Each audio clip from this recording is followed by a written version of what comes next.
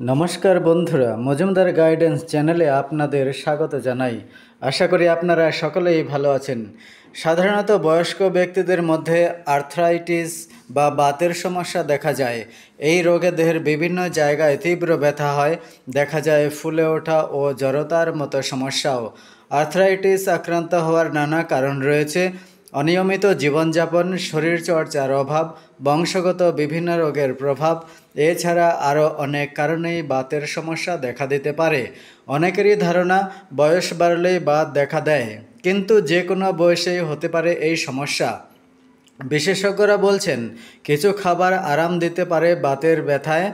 एमन किछु फल रयेछे जेगुलो खेले बातेर कष्ट थेके किछुटा मुक्ति मिलते पारे, जेमन आपेल। आपेल स्वास्थ्येर जन्य अत्यंत उपकारी एकटी फल।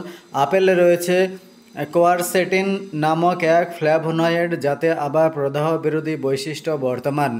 কোয়ারসেটিন जয়েंट पेन बातेर व्यथा कमाते साहाय्य करे।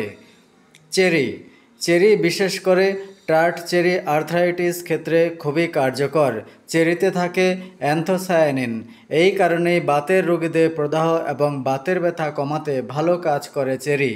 আনারস আনারসে রয়েছে ব্রোমেলিন नामक एनजाइम যা শরীরে প্রদাহ কমাতে পারে, জয়েন্টে ব্যথা এবং ফোলাভাবের মতো বাতের বিভিন্ন উপসর্গ থেকে মুক্তি দিতে পারে এই ফল। তাই আনারসকে আপনারা রোজকার তার খাদ্য তালিকায় অন্তর্ভুক্ত করুন। ব্লুবেরি ব্লুবেরিতে পুষ্টিগুণ ভরপুর, অ্যান্টিঅক্সিডেন্ট এবং বিভিন্ন উপকারী যৌগ সমৃদ্ধ এই ফল শরীরে প্রদাহ কমায়।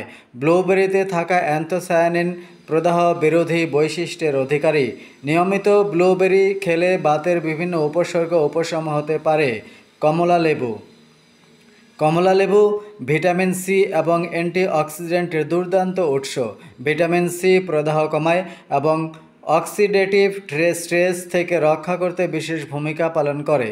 তাই বাত বা আর্থ্রাইটিস উপশম করতে নিয়মিত কমলা লেবু খেতে পারেন।